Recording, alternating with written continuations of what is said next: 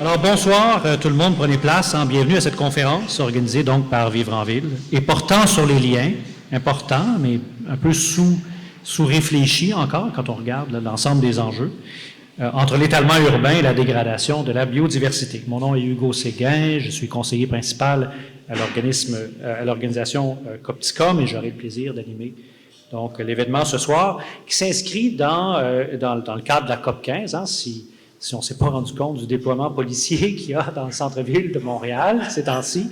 Là, je pense qu'on sait qu'il se passe un événement international majeur à Montréal. C'est aussi un événement qui s'insère à l'intérieur d'une programmation quand même assez ambitieuse, organisée par un collectif d'une presque une centaine d'organisations de la société civile québécoise, sous le titre de Génération vivante, qui se déroule ici au Cœur des Sciences et qui va se dérouler ici au Cœur des Sciences au cours des 2 prochaines semaines. Alors, c'est assez particulier d'avoir réussi pour ce collectif-là de proposer une programmation si ambitieuse, si intéressante, là, avec les quelques mois de préavis que tout le monde a eu à partir du moment où la COP a été confirmée pour Montréal à la mi-juin dernier. Alors, c'est un petit miracle organisé par tout le monde. Le gouvernement du Québec s'est engagé hier à respecter un objectif de 30% de protection du territoire du Québec d'ici 2030. C'est un objectif qui est au cœur des négociations qui se déroulent au Palais des Congrès aujourd'hui et la semaine prochaine. C'est au cœur des négociations de la COP 15. Donc, d'une certaine façon, ça envoie un super bon signal de la part du gouvernement du Québec et du Canada aussi, qui a réitéré l'engagement. C'est aussi une excellente nouvelle parce que les budgets qui y sont associés, ça traduit une certaine volonté politique ou une volonté politique certaine pour déployer des efforts qu'on n'a jamais déployés en protection et en restauration de biodiversité. Donc, ça augure bien. Ça pose quand même des questions intéressantes. Il demeure quand même une certaine tension. Alors, on protège 30% du territoire et on fait quoi avec le 70% qui reste? Est-ce à dire qu'on bétonne 70% ou qu'on artificialise 70% du reste du territoire, qui va rester des îlots plus ou moins grands de biodiversité, de nature un peu partout, sans lien nécessairement les uns avec les autres? Donc, il faut réfléchir quand même à l'aménagement du territoire, malgré le fait qu'au Québec, dans le sud du Québec, on s'en irait vers une protection de 30%. Bref, et de façon générale, les organisateurs de Vivre en Ville nous convient ce soir à réfléchir à une dynamique, à la dynamique de l'étalement urbain comme une des menaces. Le Vivre en Ville parle de fléau. Le titre de la conférence, c'est un fléau. Donc, une des dynamiques les plus importantes menaçant la diversité, la biodiversité dans le sud du Québec. D'ailleurs, cette dynamique-là est de mieux en mieux comprise dans les négociations internationales ici pour la COP 15, dans la mesure où c'est la première cible du cadre mondial sur la biodiversité qui est actuellement en négociation et dont on espère l'adoption au cours de la semaine prochaine. Donc, c'est un sujet qui tombe à point. C'est aussi un sujet très vaste. On aurait pu l'exploiter de tellement d'autres façons. On aurait pu le prendre par plusieurs morceaux, mais on a choisi de s'attaquer avec les conférenciers qu'on a ce soir à certains éléments particuliers, des questions un peu structurantes. Quel est l'état de la situation de l'étalement urbain sur notre territoire, notamment ici dans le sud du Québec? Quels sont les liens entre l'étalement urbain et la biodiversité? On les intuitionne, mais encore. Comment peut-on concilier urbanisation, pression démographique et protection des milieux naturels?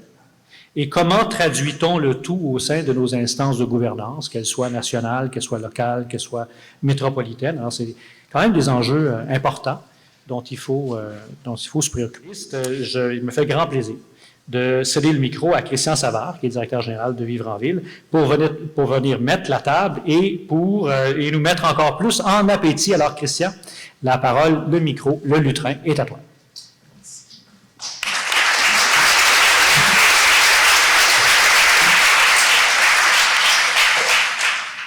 J'ai le droit de faire baisser ça. Ça marche? Merci Hugo. Bonsoir à tous. Vraiment très heureux de vous voir ce soir. On est à la fin décembre. On a tous eu des gros automnes. Beaucoup de virus se sont promenés en plus. Donc, on est tous un peu fatigués. Excusez-moi. Donc, oui, on est tous un peu fatigués à cette période-ci de l'année. Et donc, je vous remercie vraiment de votre présence. Quand on a organisé ça dans le contexte, On n'était pas sûr que c'était pour fonctionner, on n'était pas sûr que les gens étaient pour avoir de l'appétit à ce moment-ci de l'année. Et vous êtes au rendez-vous, donc on fait pas ça pour rien. Et très content de voir que le sujet l'étalement lié justement aux questions de dégradation et de perte de biodiversité vous intéresse. Avant de continuer, je tiens d'abord à reconnaître que le territoire sur lequel nous sommes aujourd'hui, l'Assemblée, font partie d'un territoire ancestral qui a longtemps servi de lieu de vie, de rencontre et d'échange entre les peuples autochtones, notamment la nation Kanien'kehá:ka. C'est un esprit de paix, de justice et de réconciliation qu'on souhaite continuer notre travail d'œuvrer à créer des collectivités viables pour tous. Donc, Hugo le dit un petit peu, par rapport on va avoir beaucoup d'annonces d'aires protégées, le fameux 30% dans les prochains jours, et on s'en réjouit. On est très content de voir que le momentum de la COP15 permet ça. Mais effectivement, vivre en ville, nous, notre obsession, c'est l'autre 70%. On n'est pas spécialiste des aires protégées, c'est pas notre travail, mais l'autre 70%, on s'y intéresse pas mal depuis d'ailleurs plus de 25 ans. Et les questions d'aménagement, d'urbanisme, qui sont une de nos moteurs chez nous, sont au cœur de cette solution-là. D'ailleurs, la cible numéro 1 du cadre mondial sur les négociations, justement, à la COP15, c'est l'aménagement du territoire au sens large. Je vous le lis. Veillez à ce que toutes les zones terrestres et maritimes fassent l'objet d'une planification spatiale intégrée. Nous, on triple là-dessus, les planifications spatiales intégrées, mais également pour la biodiversité, donc à proximité ou à l'intérieur des zones urbaines. Donc, vous pouvez penser à tout ce qui est déminéralisation, création de coulées vertes, de trames vertes et bleues. Mais ça, on en a parlé hier chez nous. Mais on était très contents d'en parler. Revenir au cœur du sujet. L'étalement urbain, un fléau pour la biodiversité. Le mot fléau est fort, est un peu provocateur, haïtien. Et je pense que certaines des présentations vont peut-être vous montrer à quel point c'est important. Parce qu'effectivement, le grignotage, plus ou moins intense par la suburbanisation, et j'aurais même tendance à dire la chalettisation, hein, je touche à un tabou ici, est l'une des plus grandes menaces, sinon la plus grande menace pour la biodiversité pour le sud du Québec. Nos terres agricoles sont déjà agricoles, on n'en fait plus beaucoup. Qu'est-ce qui fait en sorte que notre sol ici, dans le sud du Québec, change? C'est l'étalement urbain. Et on sait que la biodiversité avec la plus forte valeur, c'est au sud du Québec qu'elle se retrouve, et c'est elle qui nous rend aussi les plus grands services à nous, les habitants de la ville. Je ne vais pas brûler les punchs des prochains présentateurs, mais il y a une valeur à ça. Et donc, elle est d'autant plus importante parce qu'on ne fait pas juste protéger le vivant d'une manière morale. C'est vraiment, il y a également une valeur monétaire à qu'est-ce qu'on retire de cette biodiversité-là, et c'est d'autant plus important donc de la protéger à proximité des villes. Donc, et c'est quelque chose qui est de plus en plus reconnu à travers le monde. Par exemple, le gouvernement français qui parle de plus en plus de zéro artificialisation. Excusez-moi, c'est une grosse journée. Donc, par rapport au fait qu'ils veulent grosso modo qu'il n'y ait plus de terre qui soit changée de nature, donc qui reste naturelle. Donc, voilà un point très important dans la politique actuelle française. Et c'est sérieux, là. On fait des projets de loi, puis on est en train d'essayer de trouver les mécanismes pour qu'il n'y en ait pas. Donc, zéro. Ça veut dire zéro changement. C'est pas rien, mais on en est rendu là si on veut y arriver. Le WWF, dans un récent rapport de Living Planet Report, nommait également la suburbanisation, les changements, notamment voués à l'agriculture intensive, très important, mais également tout ce qui est lié à la consommation, à la production dans nos villes. Donc, qui sont aussi une cause sous-jacente du déclin de la biodiversité. Donc, et la situation se détériore de plus en plus. Une étude dont je nommerai pas tous les auteurs parce que leurs noms sont compliqués, ils ont analysé à travers les images satellites sur une trentaine d'années la progression des villes et leur étalement, et démontrent clairement que ce n'est pas anecdotique, que partout dans le monde, malheureusement, le reste de la planète a tendance à nous copier et a tendance à faire en sorte que pour chaque nouveau habitant, on consomme 3 fois plus de territoire qu'on le faisait avant. Donc, on est rendu à 8 milliards de gens qui vont dans les villes, qui, au lieu d'être dans des villages relativement compacts, dans des villes plus compactes, se retrouvent en mode étalé et on bouffe. Et les villes sont souvent situées à proximité des meilleures terres, des rivières, donc on bouffe toujours du territoire d'une extrême bonne qualité. Et donc, ça démontre qu'à travers le temps, c'est pas juste ici, c'est pas juste une affaire d'Amérique du Nord. Faut pas oublier, on a tendance à nous copier malheureusement, et c'est un phénomène mondial.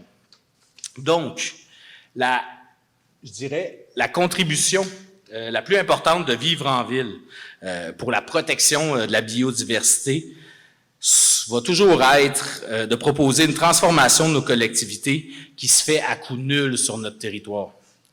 Ce que nous appelons l'étalement zéro, les Français disent l'artificialisation zéro, vu que j'ai trop de misère à le dire, j'ai décidé de dire étalement zéro, l'étalement zéro. Mais on sait qu'on va accueillir des dizaines de milliers de nouveaux ménages.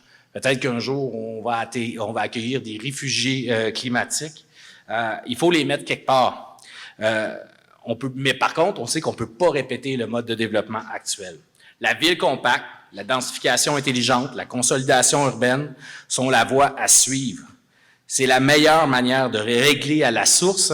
Il y a un événement sur 2 jours et demi sur les causes sous-jacentes à la perte de biodiversité. C'est clair que la manière qu'on habite le territoire est, selon moi, une des principales causes sous-jacentes, sinon la principale, par rapport particulièrement au Québec. Grosso modo, on peut se dire que quand on construit un nouveau quartier à Montréal, à côté d'une station de métro, puis qu'on installe 2000 personnes, on contribue à protéger la biodiversité. Il ne faut jamais oublier que c'est pas juste une question de développement urbain et que c'est déconnecté du reste. Avoir une ville compacte, puis voilà la petite image, on a plein de likes sur les réseaux sociaux avec ça aujourd'hui.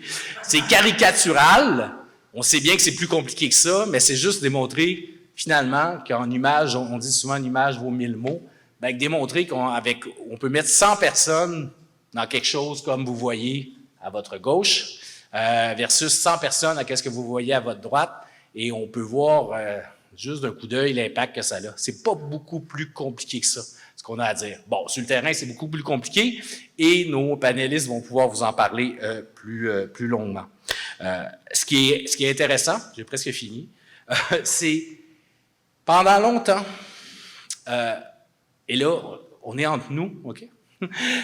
Vivre en ville, c'est un peu battu contre le monde municipal pour convaincre qu'il fallait aller un peu plus vers l'image de gauche plutôt que vers l'image de droite. Et on s'est battu contre des villes qui nous disaient « Non, c'est obligatoire, Christian, de faire comme ça. On peut juste faire comme ça. » Et là, le monde municipal commence à dire le contraire. Des fois même, ils vont plus loin que personnellement j'irais. J'en ai rencontré, j'ai fait « Ah ouais, vous avez fait ça? » D'accord. Du genre, un mairesse qui a pris tous les demandes de dézonage en arrivant en poste puis qui a dit à son administration « On les stoppe. » Ce genre de choses-là se passe dorénavant. La semaine dernière, une vingtaine de maires du Québec ont signé une lettre pour justement faire le pont entre la COP 27 sur la réduction des gaz à effet de serre et la COP 15 sur la protection de la biodiversité pour dire que elle et il répondaient présents. Et ça, il y a 4 ans, je n'étais pas capable d'aller chercher ce genre d'appui-là à ce genre de propos-là. Juste lire la conclusion de la lettre. Il faut reconnaître la manière de se sont développées nos villes au cours des dernières décennies est l'une des causes de la dégradation de l'environnement. Au Québec comme ailleurs, l'étalement urbain est un fléau pour les milieux naturels. En plus de condamner les ménages à des modes de déplacement énergivores, il faut prendre le virage. Donc, juste montrer que ce genre de mots-là, on ne le reconnaissait jamais dans le monde municipal. Donc, on est très content de constater qu'on n'est plus seul. On n'était pas complètement seul, mais quand on n'avait pas les gens qui sont sur le terrain, les gouvernements de proximité, c'est très difficile d'avancer. Donc, maintenant, on a beaucoup plus d'alliés.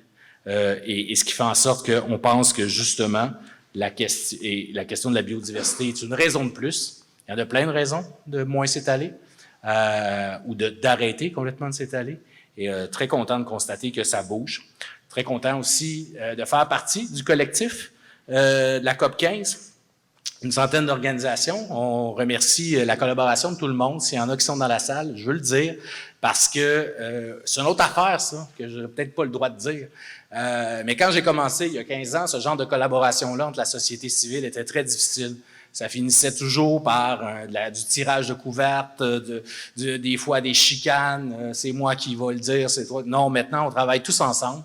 Peut-être que l'urgence d'agir nous motive aussi. Peut-être aussi des changements de mentalité dans la manière qu'il faut aborder les enjeux.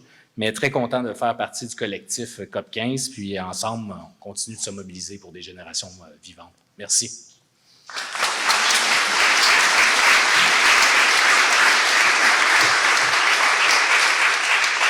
Merci beaucoup, Christian. C'est ça ce que ça donne quand ça fait 20 ans qu'on travaille dans un domaine. On peut avoir une perspective qui nous permet de voir qu'on a avancé. Hein? Je demanderai au conférencier et à la conférencière de prendre place à l'avant, s'il vous plaît. Alors, pour entrer dans le vif du sujet, quatre panélistes que j'aimerais vous présenter. Le premier, Jochen Jäger, qui est professeur au département de géographie, d'urbanisme et d'environnement de l'Université Concordia, ici à Montréal, spécialiste des questions d'écologie du paysage, d'écologie routière, chose que j'ai apprise assez récemment, l'écologie routière, et d'évaluation d'impacts environnementaux. Il est aussi spécialiste des enjeux d'étalement urbain au niveau mondial, de l'identification des causes de l'étalement urbain au Canada et de l'efficacité des ceintures vertes, ce qui est important pour nous aujourd'hui, pour réduire l'étalement urbain. Alors, bonsoir, professeur Jäger. Fanny Moore est titulaire d'un doctorat, une co-tutelle, je pense, en biologie de l'Université de Montpellier II et de l'Université de Montréal, et d'un postdoc en biologie évolutive de l'Université d'Otago, en Nouvelle-Zélande, et j'en suis très jaloux. Elle est aujourd'hui directrice scientifique chez Habitat, qui est une firme spécialisée en conservation, en aménagement et en gestion de la biodiversité et des écosystèmes. Chez Habitat, vous vous spécialisez sur des questions intéressantes de vulgarisation scientifique qui favorise le transfert des connaissances pour favoriser la prise de décisions stratégiques et éclairées pour lutter contre la double crise du climat et de la biodiversité. Merci d'être là et d'avoir accepté l'invitation.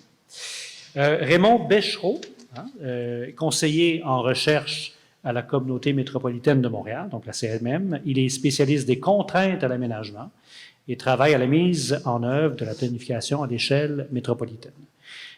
Vous avez, M. Bechereau, notamment travaillé à l'élaboration des récents règlements de contrôle intérimaire, importants, concernant les milieux naturels et les espaces verts au sein du territoire de la CMM. M. Bechereau, bonsoir.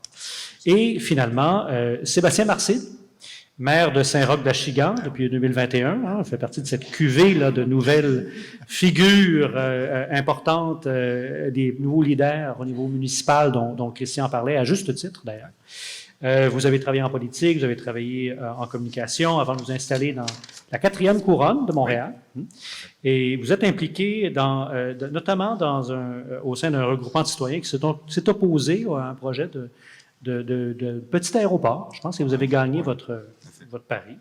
Vous portez maintenant, à titre de maire, là, sur le conseil de la MRC de Montcalm, le dossier d'aménagement du territoire. Et on est très heureux de vous avoir. Je pensais que j'avais plus sur lui, mais non. Voilà. J'attendais de voir. Avant de passer la parole donc, au premier panéliste, je vous rappelle de préparer vos questions. Il y aura une période de questions avec vous dans la salle. Ils vont chacune présenter pendant une dizaine de minutes. Je vais m'entretenir avec eux encore une quinzaine de minutes et je vous repasse la balle par la suite. Alors, sans plus tarder, je demanderai à Jochen Jäger de prendre la parole.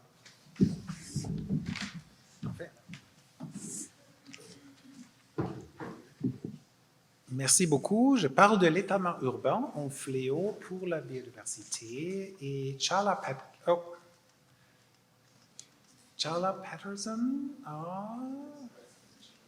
L'autre direction. Parfait. Merci. Oui, ça fonctionne.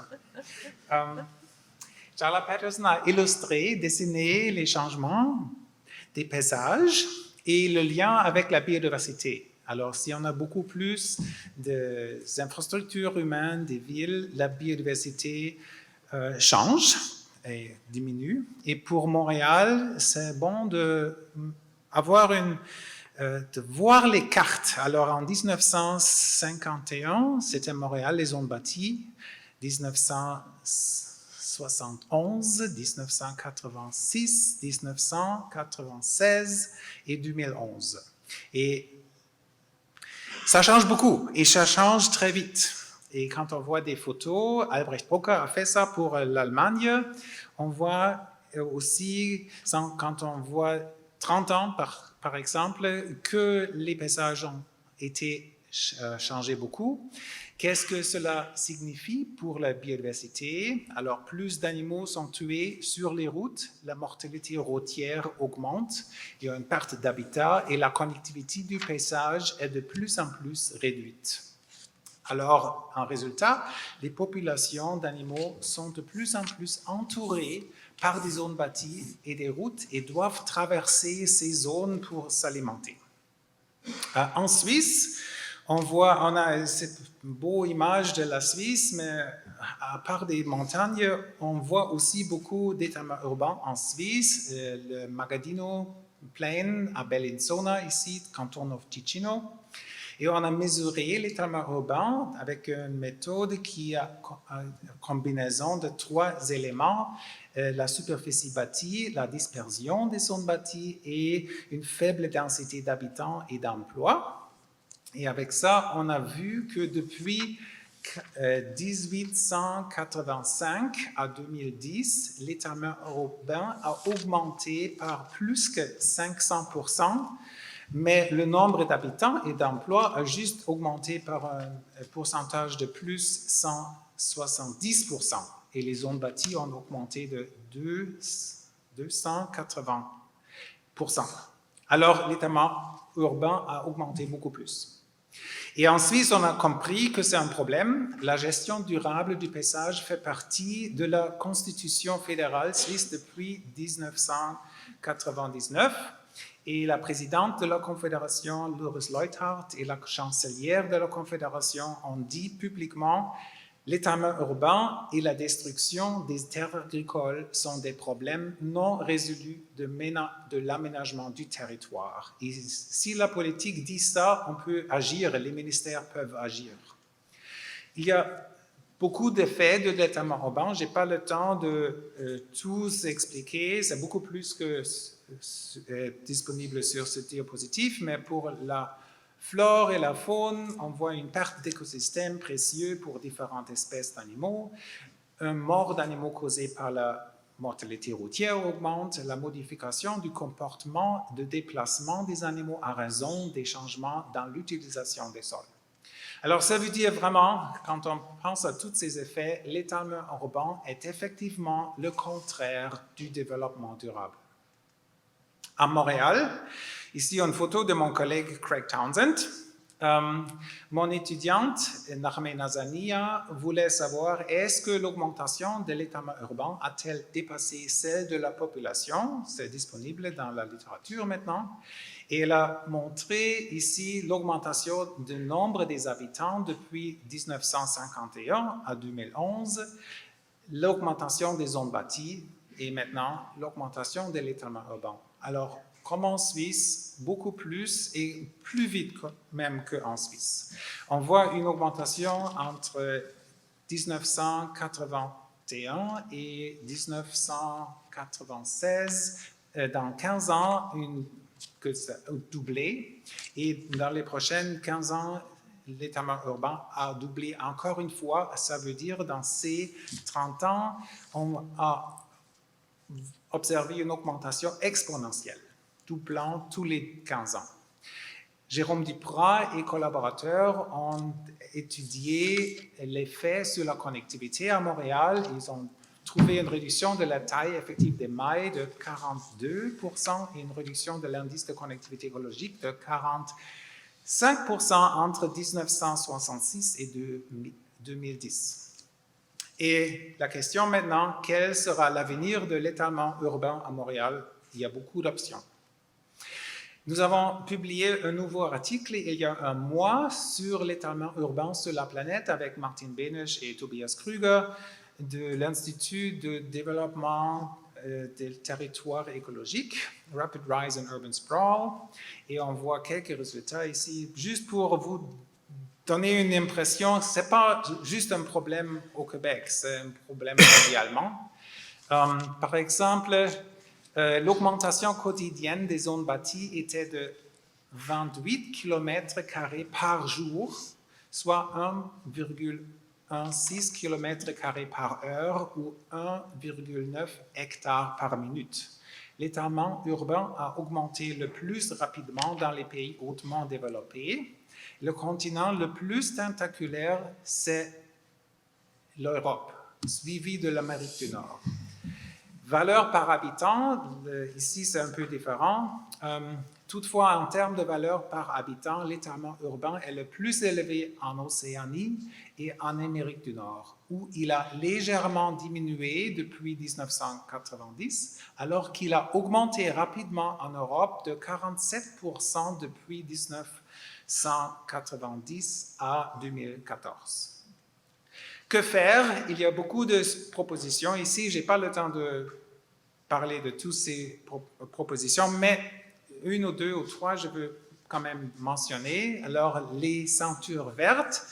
Mon étudiante Panian Potaherian a étudié ça, c'est publié dans Landscape and Urban Planning. Ça a trouvé beaucoup d'intérêt dans les médias, ici de Radio-Canada et aussi l'Université Concordia. Alors, elle a comparé 60 villes de 13 pays de l'Europe, 30 villes avec des ceintures vertes et 30 villes sans ceintures vertes. Des villes de différentes tailles. Ici sont les villes. Vous voyez en vert les villes avec ceinture verte, en orange les villes sans ceinture verte. Et un des résultats ici nous montre que dans 90%, l'étalement urbain a diminué, mais dans les villes sans ceinture verte, l'étalement urbain a été diminué juste dans 43% des villes. Je peux en parler plus, mais c'est le résultat le plus important. Un exemple ici, Vienne, et un autre exemple de l'Allemagne, Münster, et ça fonctionne très bien, c'est beau, même les cartes sont beaux. Belle. En Suisse, on a essayé de réduire les zones à bâtir, par exemple dans les années 1970 déjà, à la municipalité de Köniz, parce que les zones à bâtir étaient trop larges, et c'est toujours un vrai problème de réduire ces zones, mais ça avance en Suisse. Une autre idée est de mettre des objectifs et des limites et des points de repère pour l'étalement urbain. Nous avons publié un livre pour la Suisse sur ce sujet-là en 2018. Juste pour mentionner, les ceintures vertes peuvent aussi être utiles comme corridor phonique pour les animaux. Et aussi dans les villes, on peut parler d'un réseau vert. Ici, c'est l'indice de connectivité utilisé dans le City Biodiversity Index pour Montréal pour voir que le golfe de Meadowbrook a un rôle très important pour un scénario potentiel futur pour la connectivité dans la ville, dans Montréal. En Suisse, on a identifié le réseau de corridors phoniques et on a trouvé 33 corridors phoniques d'importance nationale qui sont tous protégés. Ça fait déjà 20 ans. Alors, si on commence ici, on a 20 ans en arrière de la Suisse. Et on a identifié les corridors intacts, les corridors perturbés, les corridors interrompus. Et on a un programme pour toute la Suisse de fermer ces lacunes ici avec beaucoup de passages phoniques. Et chaque passage phonique vient avec un plan d'aménagement autour pour être sûr que dans le futur, ces passages phoniques ne sont pas isolés parce que l'étalement urbain va empêcher les animaux d'y aller. Alors, l'aménagement du territoire est important ici. le dernier diapositive, nous avons aussi publié un article et un numéro spécial concernant la considération de la connectivité dans les évaluations d'impact environnementaux, parce que pour le moment, ce n'est pas bien fait et rarement fait. Et vous trouvez ici plusieurs articles et quelques changements systémiques qui sont nécessaires dans les évaluations d'impact environnementaux. Et avec ça, je serai heureux de participer dans la discussion. Et merci à vous et beaucoup d'autres partenaires de notre travail.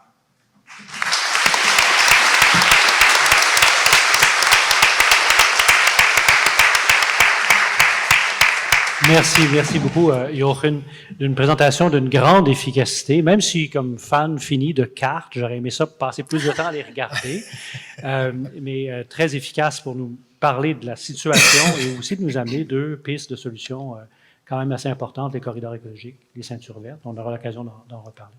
J'appellerai au lutrin notre deuxième conférencier, Raymond Bechereau, conseiller en recherche à la CMM.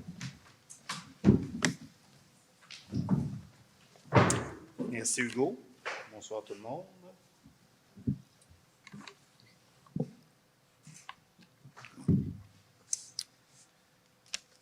Donc, j'imagine que vous connaissez quand même la CMM. Pour ceux qui la connaissent moins, on est 82 municipalités, on représente les 82 municipalités du Grand Montréal.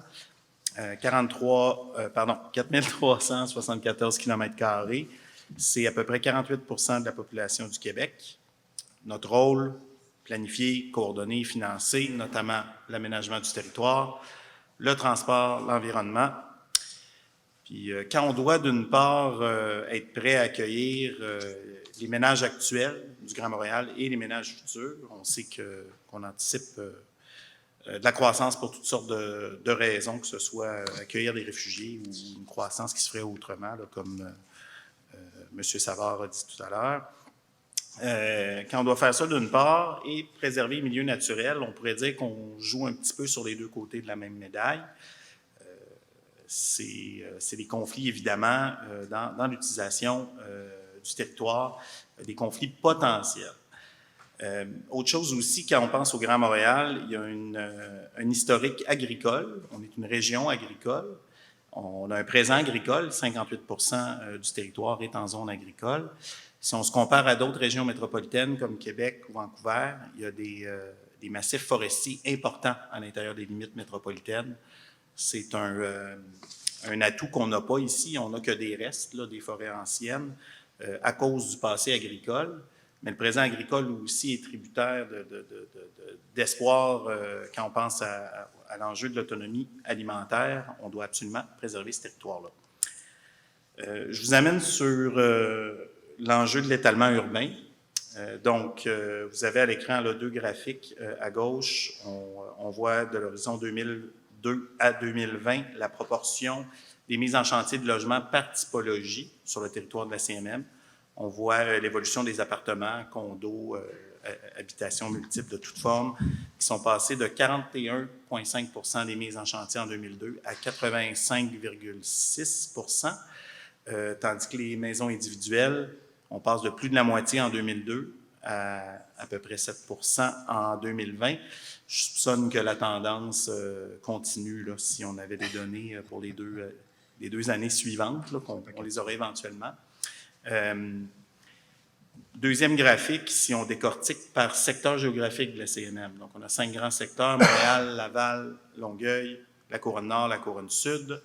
On constate que ce n'est pas juste un phénomène sur l'île de Montréal. Il y a une densification qui s'est opérée au fil des 20 dernières années sur le territoire de la CMM. Bon, vous allez me dire, c'est à cause de la rareté des terrains, coût de construction, certainement, mais aussi la réglementation qui a été mise en place par les municipalités. Je vous mentionne au passage aussi, on a ces magnifiques données grâce à l'Observatoire du Grand Montréal, dont la CMM est responsable, source de données pour ce type d'indicateur. Si on regarde au pourtour métropolitain, donc à l'extérieur des limites de la CMM, ce qu'on constate, c'est qu'il y a un peu plus de 100 000 travailleurs qui résident dans les municipalités limitrophes, mais qui ont un lieu de travail sur le territoire de la CMM. Et de ces travailleurs, 94% se déplacent en auto solo pour se diriger vers leur lieu de travail. C'est pas étonnant. On parle d'étalement depuis le début de la soirée et ça en est un petit peu la preuve. Là. On a un décompte là, par municipalité. Là, je ne vous les énumérerai pas. Mais on se rend compte que l'étalement est rendu bien au-delà des limites du territoire métropolitain. Au Québec, on a des orientations en matière d'aménagement du territoire, orientations gouvernementales, dois-je dire. Je ne vous les énumérerai pas tous, sont nombreuses, mais j'ai pris quelques extraits là, pour les fins de la discussion de ce soir, des extraits de différentes attentes, notamment dans l'addenda qui a été produite par le gouvernement, mais pour l'adoption du plan métropolitain d'aménagement et de développement. On voit les mots-clés qu'on peut s'imaginer, augmentation de la densité de l'occupation du sol en fonction du milieu, bien entendu, des mesures de protection pour les territoires naturels d'intérêt. Évidemment, on prend compte des services écologiques que ces milieux nous rendent. Conservation des bois et forêts pour leur fonction notamment de corridors écologiques. Et l'orientation 10, qui sera particulièrement importante dans les années à venir, c'est de viser une complémentarité des planifications métropolitaines et périmétropolitaines, que ce soit en fait de densité, en fait de visée de protection du territoire, en fait de desserte en transport collectif. On ne parle pas nécessairement d'un cadre harmonisé de part et d'autre, mais assurément cohérent. Et cette cohérence, malheureusement, on constate, n'est pas toujours là. Donc, au niveau de la planification métropolitaine, notre outil principal, c'est le plan métropolitain d'aménagement et de développement que je mentionnais tout à l'heure, le PMAD. Il vise, avant de vous parler de ce qu'il vise, il doit être conforme, lui, aux orientations gouvernementales que je vous mentionnais tout à l'heure, sur des points qui vont bien au-delà de ce que je vous ai montré, mais notamment ces points-là. L'objectif 3.1 du PMAD vise la protection de 17% de la superficie du Grand Montréal. On a effectué un bilan avec l'aide notamment de l'Observatoire que je mentionnais tout à l'heure en 2020 pour évaluer la mise en œuvre du PMAD. Il y a d'autres objectifs que la protection du territoire, mais notamment celui-là. Et on a constaté qu'il y a une stagnation autour de 10,1% de milieux protégés, et ce, malgré les gains effectués par le biais de différents programmes, comme le programme de la trame verte et bleue, dont vous avez possiblement entendu parler, là, qui vise à faciliter l'acquisition par des pouvoirs publics de milieux naturels pour les mettre en valeur et les conserver, évidemment. Qu'est-ce que ça nous dit? Si on stagne à 10,1 malgré des gains, c'est qu'il y a des pertes. Effectivement, il y a des pressions au développement. On le constate un petit peu partout dans la région métropolitaine, pertes en milieu naturel, pertes en territoire agricole également. On est bien loin du compte là, du 30 à 50% qu'on sait qui est nécessaire ou qui nous a été avancé par les experts du GIEC, notamment le groupe de travail là, sur la biodiversité. Le PMAD est actuellement en révision. On a amorcé la révision cette année. L'idée est de déposer là, ou d'adopter un PMAD révisé en juin 2025. Puis, forcément, la planification du territoire métropolitain va devoir s'articuler à la lumière là, des enjeux que je viens de vous mentionner autour d'un redéveloppement à l'intérieur des périmètres d'urbanisation et des mesures rehaussées de conservation. C'est le seul moyen. Quand on considère qu'on doit accueillir des ménages, on doit prendre acte de la crise de la biodiversité. Il y a d'autres enjeux, évidemment, mais juste là, on vient de restreindre un petit peu le terrain de jeu, pour parler ici. Puis, dans le cadre de la révision du PMAD, on étudie à la CMM là, différents moyens là, pour mener ça à terme, notamment le rehaussement des seuils de densité pour différents secteurs, d'introduire potentiellement des cibles en matière de logements sociaux et abordables, de s'attaquer plus grandement à la résilience face aux incidents climatiques. Je peux vous nommer quelques exemples, évidemment, la canopée. En milieu urbain, on sait le rôle qu'elle peut jouer là, pour atténuer les îlots de chaleur et protéger la population carrément là, lors de périodes de canicule. Il y a toute la question, évidemment, des eaux de ruissellement, la gestion des eaux de pluie, qu'on commence à découvrir au Québec. Ça se fait ailleurs depuis des décennies, malheureusement, mais là-dessus, on tarde. Heureusement que les villes se réveillent, puis il y a de l'innovation, il y a une volonté de s'appuyer aussi sur les meilleures pratiques qu'on voit dans d'autres juridictions, là, une prise en compte réelle de ce qui tombe au sol. Puis l'intention avec ce règlement-là va vraiment être de prendre un temps de recul, de penser à une planification détaillée qui va nécessairement intégrer une forte composante de conservation. Je vous remercie pour votre écoute.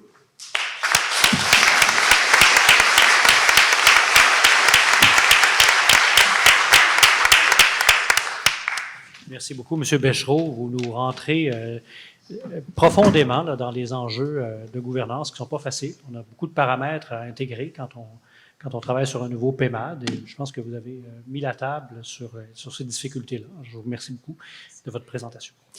J'appellerai au lutrin notre prochaine conférencière, Fanny Mort, directrice scientifique chez Habitat.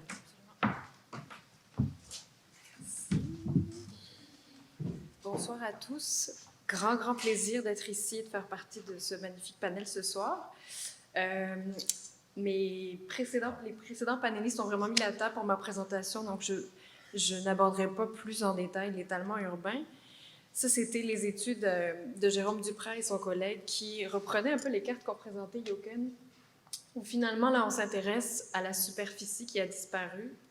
Alors, il n'y a pas d'animation, mais c'est pas grave. Ça vous montrait finalement comment ça s'est transformé au fur et à mesure des années. Mais ce qui est intéressant, en plus des cartes qu'on a vues, c'est vraiment l'utilisation du sol, avec le niveau agriculture, forêt, milieu humide. Il faut quand même les chercher sur la carte.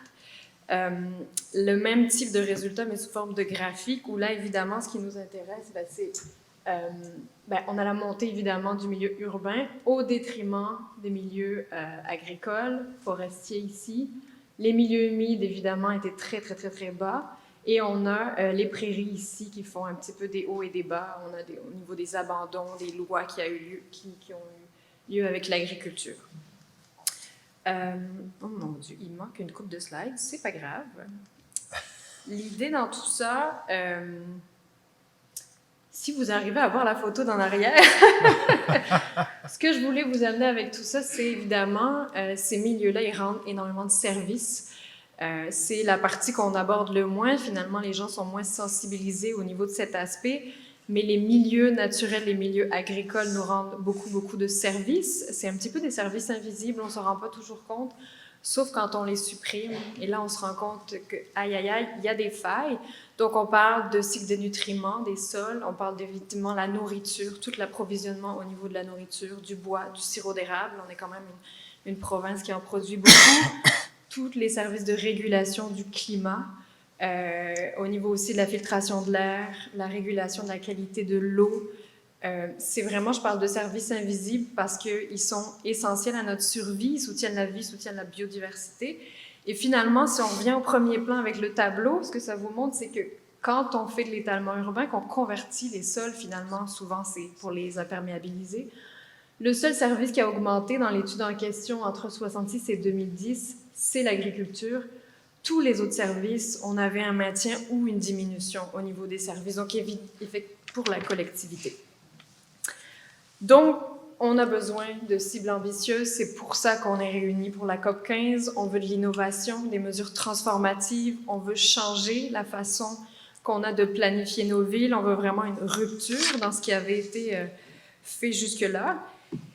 Et là, je vous parle du mouvement Ceinture Verte, donc ça rebondit aussi sur la présentation précédente, où finalement, c'est toute une vague de solutions qui doivent être mises en place pour y arriver. Donc, c'est des solutions qu'on va appeler des solutions nature, des solutions fondées sur la nature.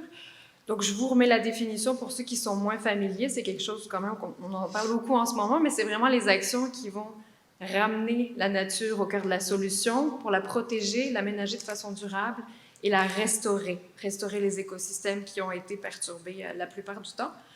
Vraiment pas d'animation. Habitat, notre cadre, c'est vraiment les bulles qui sont plus en bleu, où on va accompagner les villes pour les corridors, voir les corridors qui sont essentiels au déplacement des espèces, le reboisement, les pratiques agro-environnementales. C'est vraiment notre terrain de jeu, puis c'est là qu'on guide les gens. Et l'objectif, un petit peu, les solutions, il y en a beaucoup. On ne parle pas de mettre les milieux naturels dans une cloche de verre, c'est vraiment pas le propos. Il y a besoin quand même de se développer, on a besoin d'accueillir de nouvelles personnes, de construire. Il faut faire un effort de priorisation, de priorisation de nos actions et d'avoir des objectifs clés pour chaque action qu'on va porter. Donc, un des objectifs va être de favoriser la connectivité écologique. Qu'est-ce que c'est la connectivité écologique? C'est la capacité des espèces fauniques à se déplacer au sein de leur aire de répartition. On a dans le paysage souvent des nœuds qui vont être des aires protégées ou en voie de l'aide, et des corridors aussi qui vont permettre le déplacement. Selon les espèces, on a des aires de répartition qui vont être plus ou moins grandes. Plus on a une connectivité élevée, plus les espèces vont se déplacer dans le paysage, ça fait du sens. Quand on parle de connectivité, donc un peu plus de façon schématique, nos aires d'habitat avec des corridors au milieu, on n'impacte pas juste la connectivité, on a vraiment un effet sur d'autres sphères. Donc évidemment, la biodiversité, ça fait du sens, mais on va maintenir l'équilibre entre les écosystèmes, on va maintenir l'approvisionnement en services écosystémiques et on va mieux s'adapter aux changements globaux. Donc c'est vraiment l'idée d'une planification stratégique, c'est de voir où taper pour finalement optimiser les bénéfices de nos actions. Ça, c'est un exemple d'étude qu'on fait pour la connectivité. Je ne rentrerai pas dans les détails méthodaux, c'est vraiment pour vous montrer un petit peu, sur ce territoire-là, on a identifié entre les différentes aires qui étaient protégées, le déplacement potentiel d'une espèce qui est ici, en l'occurrence le coyote, de voir au niveau du paysage où cette espèce-là est susceptible de se déplacer. On superpose ensuite cette information au milieu naturel du territoire et là, on priorise un petit peu les actions de conservation pour la connectivité. Plus on va vers le jaune, plus on va vers la priorité de conservation, de protection de ces espèces. Si on veut que le coyote continue à se déplacer, on fait des études sur beaucoup d'autres espèces aussi. C'est vraiment un exemple. Les objectifs, j'en parlais tantôt pour les solutions nature, c'est aussi pour maximiser les services écosystémiques. On en a besoin. On a des zones qui sont plus vulnérables sur le territoire. On peut parler de nombreux aspects, mais le stockage du carbone, la qualité de l'eau ou le bien-être et la récréation, on n'en parle pas assez. La santé physique et mentale sont quand même très, très, très dépendantes des milieux naturels que nous avons sur le territoire, de la proximité à ces milieux naturels. Donc ici, je vous présente deux cartes avec deux services différents. Atténuation des inondations ici, carbone souterrain ici. Plus on va vers le jaune, plus les milieux sont contributeurs pour ces services-là. Donc il y a déjà une information très intéressante, c'est que les milieux ne contribuent pas pour les mêmes services. Si on prend un milieu, il va être plus fort en atténuation des inondations. Souvent, c'est les milieux au bord de l'eau. Par contre, ce n'est pas ceux qui vont nécessairement stocker le plus de carbone. Donc là, petit à petit, on commence à comprendre. Il faut ouvrir un petit peu nos perspectives quand on fait des actions. On ne veut pas des actions ciblées pour un seul objectif. On veut essayer d'avoir le plus d'informations possible sur notre territoire, prendre les actions les plus éclairées. Finalement, on a aussi besoin de s'adapter aux changements globaux. Donc, les changements globaux, c'est la combinaison des changements climatiques, des insectes et des ravageurs, donc maladies exotiques, on peut parler de la grêle du frêne, et des espèces exotiques envahissantes. Donc, ce n'est pas mes images originales, mais c'est quand même joli, ça fait un effet artistique. Ces trois raisons sont quand même une des causes majeures de la perte de la biodiversité. Donc, en implantant des solutions nature sur le territoire, on essaie aussi de lutter et de s'adapter contre ces différents fléaux. On a une carte ici où on est en milieu, on est sur l'île de Montréal. Une des solutions nature, c'est densifier la canopée, diversifier la canopée. Donc, le travail qu'on fait, nous, quand on accompagne, c'est vraiment d'aller voir les secteurs les plus vulnérables, les secteurs les moins denses, les moins couverts, finalement, où la canopée est la plus faible, et les moins diversifiés.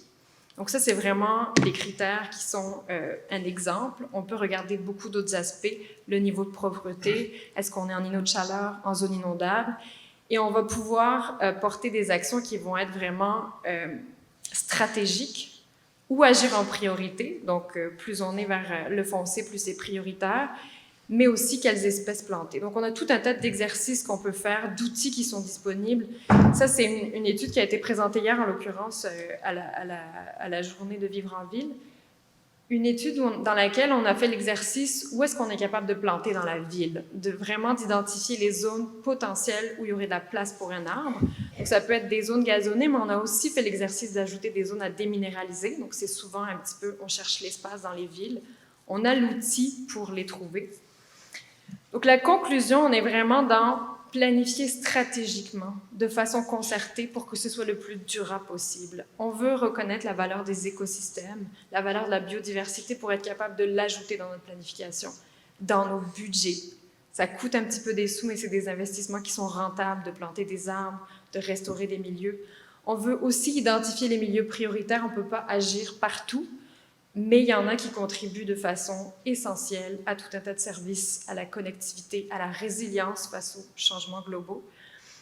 Et la nature est notre meilleur allié dans tout ça. Donc, c'est vraiment prendre conscience qu'on fait des investissements. Donc, il faut les réfléchir. Ça va durer longtemps. Quand on plante un arbre, c'est pour les 80, 100 prochaines années. On a besoin de penser quand même un minimum à ce qu'on va faire en avance.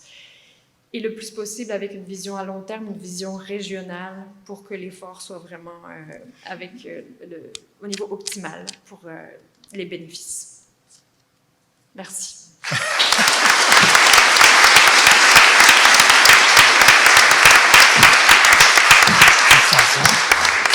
Merci, Fanny Moore, pour cette excellente présentation. Je pense qu'on commence à prendre connaissance, qu'on assiste à une espèce de dialogue entre, d'une part, la science, mais aussi la modélisation des solutions basées sur les meilleures connaissances disponibles et la gouvernance. Je pense que c'est assez fructueux. Parlant de gouvernance, le maire de Saint-Roch-de-l'Achigan, Monsieur Mercier. À vous. Merci. Alors, bonsoir à tous. Sébastien Mercier, le maire de la municipalité de Saint-Roch-de-l'Achigan. Ma présentation, attendez que je vérifie. Alors, ma présentation s'appelle l'aménagement politique du territoire parce qu'au final, de tous les concepts qu'on a pu voir ce soir, il y a le politique, au final, qui tient les décisions. Et je l'ai intitulé pour le meilleur et pour le pire avec le cas de Saint-Roch-de-l'Achigan et de la MRC de Montcalm. La MRC de Montcalm qui a été réputée un peu pour être l'enfant terrible en matière d'aménagement du territoire dans les dernières années. Mais comme la politique, c'est capable du meilleur comme du pire, au moins, il y a une reprise en quelque sorte. Et donc, la présentation d'aujourd'hui va faire en quelque sorte un tour sur l'historique, le contexte autour de ça, les actions qui ont été mises de l'avant, qui sont possibles d'être mises de l'avant dans nos collectivités, et finalement, un plaidoyer, un cri du cœur, j'espère en tout cas vous convaincre de partir sur des pistes d'action ici ce soir pour qu'on puisse être des ambassadeurs de solutions extrêmement porteuses, je pense, pour le milieu municipal, maintenant qu'on peut appliquer chez nous. Écoutez, pour vous situer, parce que évidemment, quand on dit Saint-Roch-de-l'Achigan, je suis tout à fait au courant que c'est pas tout le monde qui est capable de le placer sur la carte. Alors, donc, on est en 4e couronne de Montréal, donc vous voyez le petit picot rouge. Et il y a 10 ans, on courait après le développement. Aujourd'hui, c'est l'inverse, c'est le développement qui nous court après. On est à la porte donc de la CMM, de M. Béchereau, je l'écoutais parler tout à l'heure. Donc, à côté, entre nous, on a Mascouche, Joliette et Saint-Jérôme qui est à l'ouest, et au nord, Rawdon. Donc, attendez, je vais juste tourner, juste être sûr que je dis toutes mes notes. C'est bon. Donc, à 35 minutes des portes du stade olympique, de porte à porte. Donc, ça se fait très bien. C'est très attrayant pour une municipalité qui veut se développer.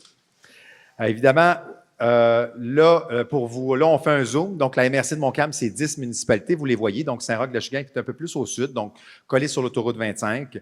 Pour vous faire un peu le portrait démographique, je vous bombarde de chiffres, vous m'excuserez, mais je veux vous démontrer en quelque sorte la réalité dans le terrain de jeu dans lequel on se trouve.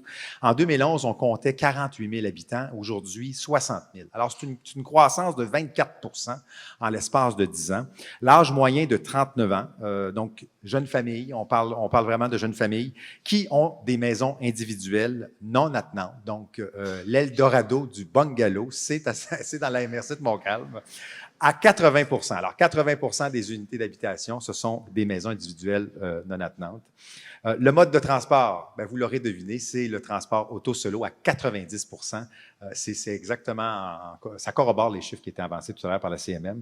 Et le temps de déplacement également pour le travail, 45 minutes et plus, ce sont 33 % des travailleurs qui le font. C'est catastrophique quand même, c'est du temps de qualité qui est perdu quotidiennement aller et retour là, pour bon nombre de familles. Alors donc, c'est un mode de vie qui était une promesse en quelque sorte. Hein, je l'ai fait à la blague, l'Eldorado du bungalow. Mais en quelque sorte, c'est un mode de vie qui n'a peut-être pas donné toutes ses promesses et qu'il faut corriger aujourd'hui. J'avais un autre chiffre. On parlait tantôt des cibles de milieux d'air naturel protégés. Dans la MRC de Montcalm, on est à 22,5 %. Donc, on est en deçà des cibles de 30 % fixées comme objectif louable. Donc, je mets ça ici. Écoutez, il y a un peu d'histoire parce qu'il faut savoir, pour savoir où on s'en va, il faut savoir d'où on vient.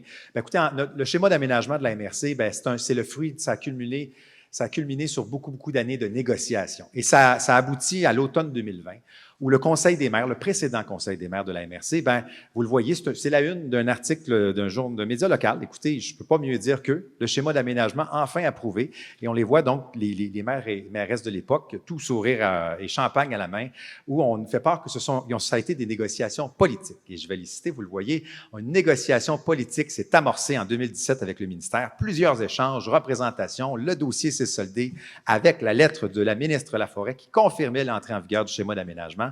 Alors, on voulait faire évoluer le dossier dans le bon sens, mais on a eu besoin d'un peu de pushing, d'accompagnement politique. Alors, en gros, bref, il y a eu beaucoup de pression et ça aboutit. Tout le monde est content. Ce sont les fleurs. Maintenant, bien évidemment, arrive le pot. 2 jours plus tard, ça n'a pas pris de temps, évidemment, que les médias nationaux sont sautés là-dessus. Et je ne veux pas blâmer l'ancien conseil. Écoutez, ils s'assument, c'était leur objectif. Ils voulaient avoir du dézonage, ils l'ont eu. Et puis à l'époque, on parlait, attendez, j'ai les chiffres ici, c'était 535 hectares là, qui étaient dézonés. Donc évidemment, la presse a sauté là-dessus avec raison. On parlait de 1000 terrains de football pour des bungalows, des projets qui n'étaient pas conformes, selon les experts du gouvernement. Alors, 3 ministères qui ont donné des avis défavorables. Comment en sommes-nous donc arrivés là? Alors, comment, malgré tous les garde-fous, la CPTAQ, les milieux humides, une série donc de balises qu'on met de l'avant, mais on en arrive malgré tout au dézonage. Et donc, ça n'a pas fait bonne presse. Vous l'aurez compris. Cumul de ça, 1 an plus tard, à l'automne 2021, donc il y a 1 an tout juste, là on apprend que la principale ville de la MRC, Saint-Lin-Laurentide, n'a plus d'eau. Alors le soir, il y a un reportage extrêmement percutant à l'émission Enquête à Radio-Canada où on voit des familles qui, le soir, à 3h30, 4h, sont obligées de donner le bain à leurs enfants parce qu'en soirée, passé 5h, il n'y a plus de pression dans le réseau d'aqueduc. Donc c'est un peu le catharsis, l'apothéose de ce développement-là, hein, où on servait le champagne. On se rend compte maintenant, avant même qu'il soit mis en place et mis en vigueur, on a déjà atteint la limite de quelque chose. La bonne nouvelle, c'est qu'il y a eu des élections municipales quelques jours après. Et il y a un changement de cap. Alors, dans ces élections municipales, évidemment, il y a un message très fort qui a été envoyé. D'abord, il y a 6 élus de l'époque qui ne se sont pas représentés. Il y a eu 7 nouveaux élus, dont votre interlocuteur ici, sur 11. Donc, sur les 11 élus représentants que vous voyez tantôt, il y en a 7 nouveaux qui ont fait leur entrée. Et dans les premiers mois, évidemment, donc les élections municipales sont arrivées en novembre 2021. Pas tout de suite après. Dans les premiers jours, la ville de Saint-Lin a adopté un règlement de contrôle intérimaire qui interdisait toute construction parce qu'ils avaient un problème d'eau. C'est un problème vital. Ça a été un premier geste donc qui a été posé. Suivant ça, en avril 2022, c'est l'expression « le lac à l'épaule ». Hein, c'est une rencontre vraiment stratégique sur qu'est-ce qu'on veut, nous, comme Conseil des maires pour notre région. On est tanné de se faire salir notre réputation. Et donc, les décisions, puis la décision ultime, ça a été un changement de cap. Alors, on était tanné vraiment de ce mode de vie-là auquel on n'aspire pas, auquel les gens chez nous, ils nous posent la question souvent, le développement, quand est-ce que ça finit? On est venu profiter de la nature, on ne veut pas devenir un Blainville ou un Terrebonne de Mascouche, on veut profiter de cette nature-là qui nous entoure. Puis par la suite, en septembre 2022, là, c'est une décision quand même assez porteuse, puis vous le voyez, c'est l'adoption d'un RCI, on en a parlé tout à l'heure, règlement de contrôle intérimaire encore. On s'est inspiré de la CNM, sincèrement, là, c'est un modèle qui fonctionne, qui est très efficace, qui est audacieux. Puis on s'est dit, le Conseil des maires, qu'on l'a adopté, et on a protégé 4135 hectares de milieux naturels chez nous. C'est un geste qui était extrêmement émouvant, je peux vous dire, en sachant d'où on venait. On le fait pour les générations futures. Et je reviendrai tout à l'heure sur la portée aussi. Il y a des petits éléments aussi qui ont passé sous le radar médiatique pour plusieurs raisons. Par la suite, en novembre 2022, tout récemment, donc c'était Saint-Lin-Laurentide qui retirait elle-même du schéma d'aménagement une demande supplémentaire pour retirer 6 hectares de zone commerciale. Et même en novembre 2022, c'est en cours, le Conseil des maires s'est penché sur le fait de retirer 6 hectares supplémentaires dans une zone industrielle qui avait déjà été faite. Donc en tout, là, on parle de plusieurs hectares donc, qui ont été retirés. Donc, c'est le RCI dont je vous ai parlé, le 4135 hectares, c'est ça. C'est un corridor de connectivité écologique. Et ça donne bien, parce qu'on parlait tantôt de ceinture verte. La ceinture verte là, de la communauté au nord, de la rive nord de Montréal, elle passe ici. Alors, c'est ça qu'on a voulu protéger ici, avec justement des réseaux de connectivité écologique. Et ça n'inclut pas les milieux humides, qui sont en cours et dont le plan va être déposé très bientôt. Là, je suis obligé de sauter des diapositives pour aller plus vite parce que le temps file. Je vous ai parlé tantôt, dans ce plan-là, dans les 4135 hectares, on a parlé, oui, puis Saint-Lin a fait des manchettes parce qu'ils ont protégé 6 hectares. Ils ont retiré la demande de dézonage pour 6 hectares. Et ça a été applaudi avec beaucoup de raisons parce que c'est un geste audacieux. Ils se sont privés de revenus, littéralement. Mais il y a un geste aussi qui est passé sous le radar. Dans le plan, il y a à peu près 150 hectares chez nous, à Saint-Roch-de-l'Échigan, qui étaient zonés aires résidentielles, qui étaient complètement à l'extérieur du périmètre urbain, donc qui allaient à l'encontre, dans le fond, des notions prônées par les experts et qui a été, comment je pourrais dire, renaturalisé. Alors donc, les permis ont été retirés et je ne peux pas dire plus de commentaires parce qu'il y a des actions juridiques actuellement qui sont là et c'est pour ça que ça ne fait pas les manchettes. Mais ceci dit, c'est 42 fois la décision de Saint-Lin qui a été mise de l'avant ici. Donc, vous voyez avant, donc la zone verte, c'était la zone résidentielle qui était préconisée et voici maintenant. Donc, on l'a réintégré dans le réseau de connectivité. Mais voilà, préserver... Volez-moi pas mon temps! Mais préserver les milieux naturels, mais à quel prix? Maintenant, je peux vous en parler parce qu'il y a un cas à Mascouche qui est juste à côté, où eux, ils ont naturalisé des zones résidentielles, ils se sont fait poursuivre. Et ils ont été déboutés en cour suprême parce qu'ils se sont fait taxer d'expropriation déguisée, évidemment. Donc, ça devient assez difficile pour les municipalités. On leur met plein de cibles, plein de moyens, mais dès lors, quand on se fait poursuivre, à un moment donné, je veux dire, c'est pas ce qu'il y a de plus sexy pour mettre de l'avant des plans de protection des milieux naturels.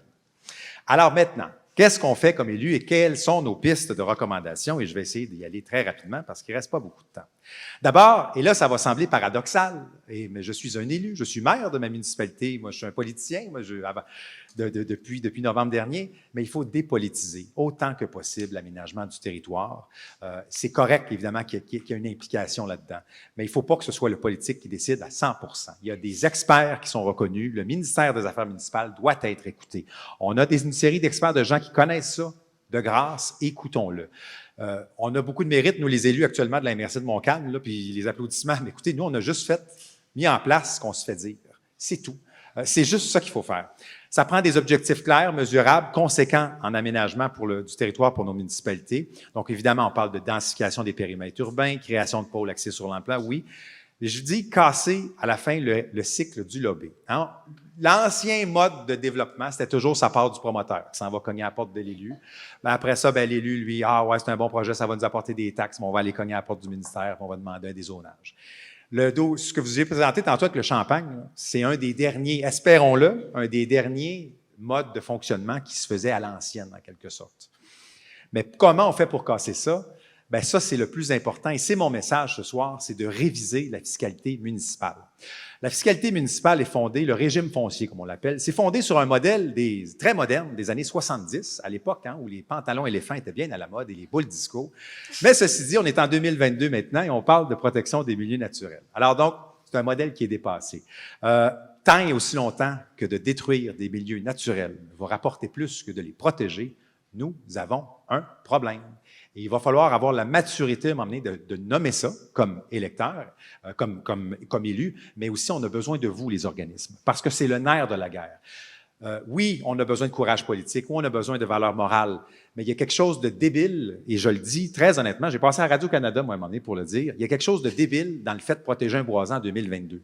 Il n'y a aucune raison écologique, aucune raison économique en dehors de vouloir simplement les vertus morales associées à ça. Et donc, il va falloir, à un moment donné, pénaliser les mauvais comportements et encourager les bons comportements. Donc, valoriser, donner une valeur, encourager les municipalités qui adoptent, qui protègent, qui atteignent leurs cibles. Je pense que c'est central et je compte sur vous ce soir pour devenir des ambassadeurs de ça. Le premier ministre Legault, à la veille de la campagne électorale, le printemps dernier, a fermé la porte à ça. Moi, ça ne me décourage pas du tout parce que moi, je suis un jeune élu, j'ai encore bien des années devant moi. Et de toute façon, tout peut changer. On l'a vu dans la MRC de Montcalm, ça a changé bout à bout. Ça peut changer également à Québec, puis on compte sur vous pour ça. Le jour où, justement, cette fiscalité-là va être vue, peu importe si Sébastien Marcil ou d'autres élus sont là, qu'il y aura un maire qui est plus pro-développement, il va être moins tenté de le faire si ça ne rapporte pas de taxes aussi, de détruire des milieux naturels va avoir un impact sur ses recettes ultimement. La troisième solution, puis je vais assez rapidement, c'est réformer la loi sur l'expropriation et d'autres mesures également. Le gouvernement du Québec s'est engagé à réviser ça. C'est une bonne nouvelle. Parce que exproprier actuellement, il y a beaucoup de coûts accessoires à ça. On dit souvent, le beurre, l'argent du beurre, là, quand vient le temps d'exproprier, c'est la crémière, la caisse, le fonds de retraite, le fonds de commerce, puis le plancher, puis tout va avec. C'est extrêmement coûteux pour des municipalités actuellement de procéder par expropriation pour acquérir, protéger des lots. Alors, c'est pas normal. Si on veut que les municipalités aillent de l'avant, il faut simplifier ces processus-là, les rendre plus attrayants. Tant pour les municipalités, mais aussi pour les propriétaires, les cédants. Il faut avoir des avantages fiscaux, je pense, qui sont très attrayants. Et actuellement, même s'il y en a qui sont mis de l'avant, je pense qu'on est à l'heure de les rehausser. Ce ne sont là que quelques solutions. Je vous ai parlé aussi de pénaliser les mauvais comportements. Est-ce qu'on ne pourrait pas créer un fonds national, justement, où les mauvais comportements, quelqu'un qui remblaye sur ses terres agricoles et les milieux naturels, contribuera à un fonds, et les promoteurs également, qui aideraient maintenant les municipalités désireuses de le faire. Donc, c'est le genre d'outil. Puis écoutez, en quelques minutes, je vous fais ça. Je suis simplement un humble maire, moi, d'une municipalité de 5600 habitants, mais je suis convaincu qu'ensemble, on va y arriver. Parce qu'on n'a pas le choix d'y arriver, parce que c'est notre avenir dont il est question, c'est celui de nos enfants et nos petits-enfants. Je vous remercie beaucoup de votre attention. J'espère avoir été concis. Merci, bonne soirée.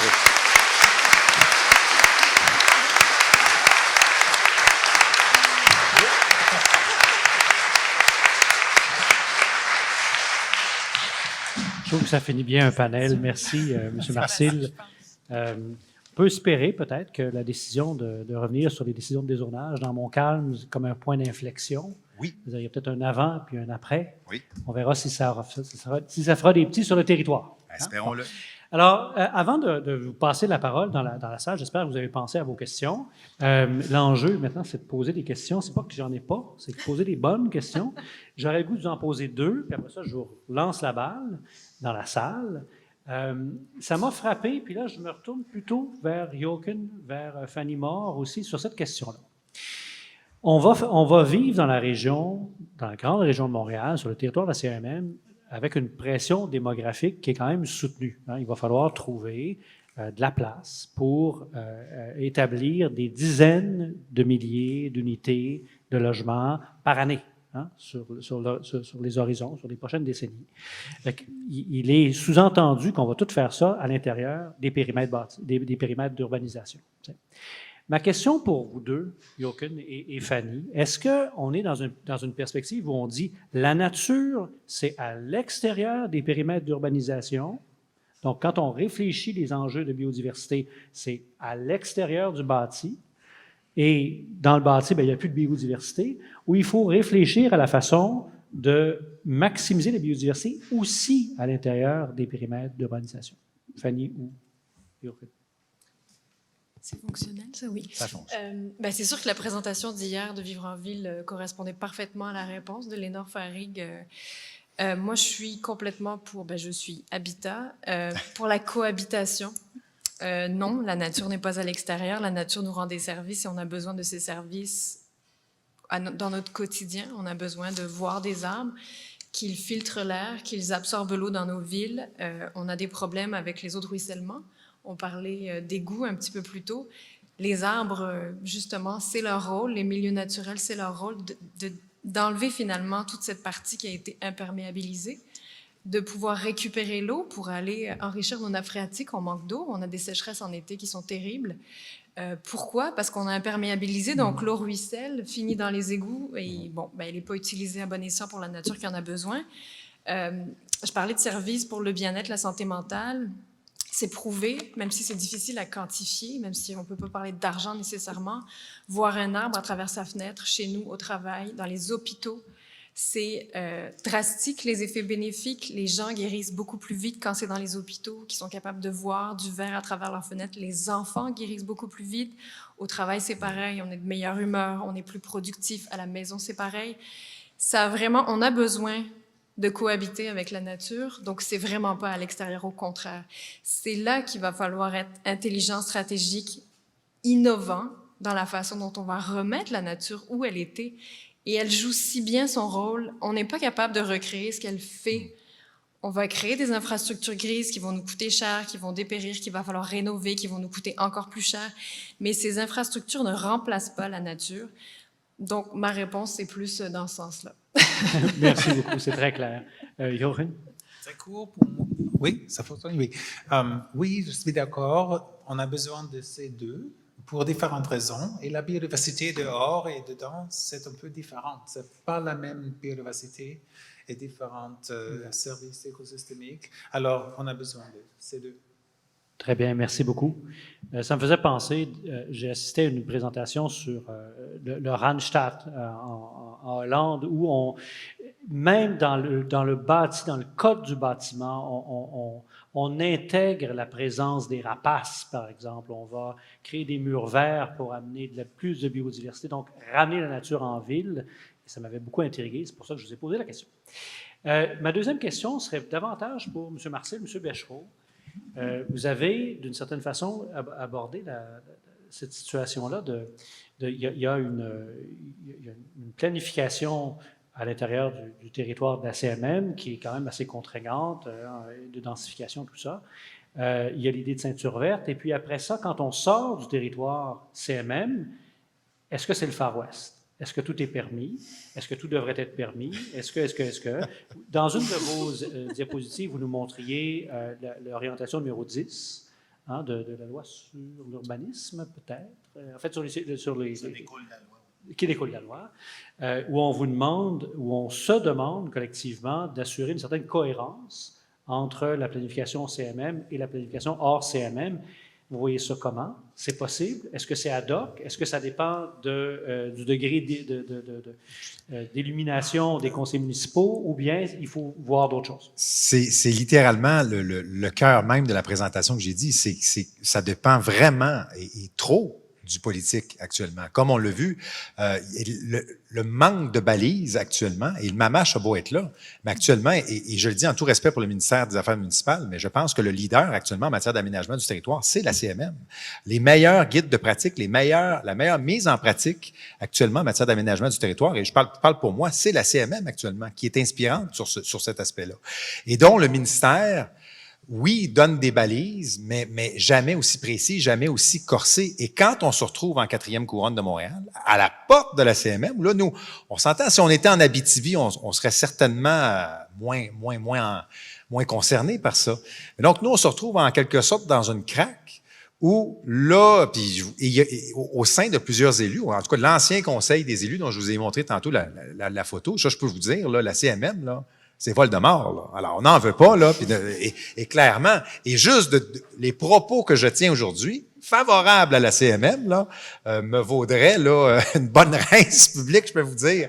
Mais ceci dit, voyez le changement de mentalité. Alors, au contraire, parce que le territoire de Saint-Roch-de-l'Achigan, là, il est à l'image de son développement. Il commence puis il finit quelque part. Alors, on ne pourra pas développer chaque centimètre de Saint-Roch-de-l'Achigan. Ça n'arrivera pas. D'abord, c'est pas souhaitable. Et l'autre chose, c'est comme la planète. Hein. On n'a pas des territoires illimités. Alors, donc, il faut se comporter en conséquence en mettant des choix de l'avant. Et ces choix-là doivent être guidés par des grands principes. Et ce que met la CMM de l'avant, qui est même en quelque sorte en rattrapage, parce que on ne veut pas devenir la CMM de 90, celle de 2002 est nettement plus inspirante. Alors, donc, les choix qui sont faits aujourd'hui par nos collègues, c'est parce qu'ils ont vécu, c'était quoi? À un moment donné, ils ont vécu les problèmes. Et donc, il y avait un avant et un après pour nous amener là. Voilà.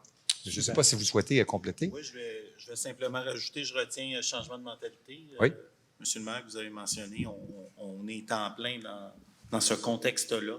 Les constats sont nombreux, sont criants. Puis, un peu, Hugo, pour revenir une partie de ta question, on n'a pas non plus au sein de la CMM la capacité d'accueillir tout le monde jusqu'au fin des temps. Il y a un développement qui va se faire à l'extérieur de la CMM et c'est pas une mauvaise chose.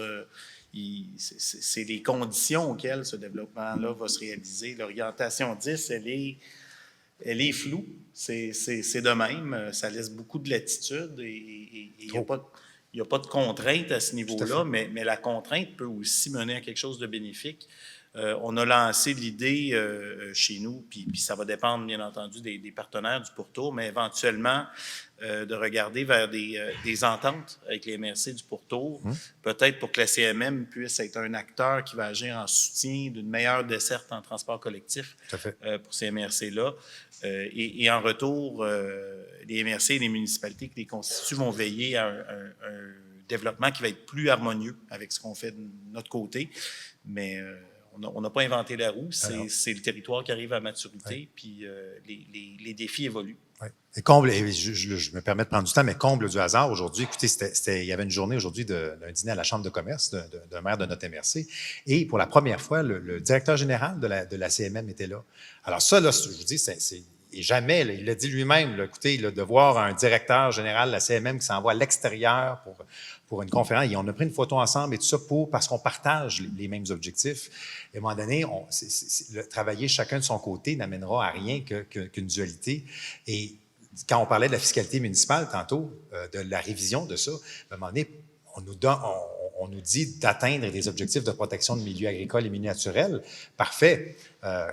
Samascouche et Terrebonne se sont développés bien à côté. Ben nous, on veut réduire ça. Ben à un moment donné, il va falloir aussi trouver des sources de revenus quelque part. Alors, un principe de redevance ou de péréquation serait bienvenu dans ça. Et ça, on ne le fera pas tout seul, ça, on le fera tous ensemble. Merci beaucoup pour mettre fin à ce bel événement, cet autre bel événement organisé par Vivre en Ville. M. Marcin, Mme Moore, M. Beaufort, M. Yeager, merci beaucoup. L'événement n'est pas terminé. Il y a un vin d'honneur à l'arrière. Restez pour la discussion. Merci beaucoup. Bonne soirée.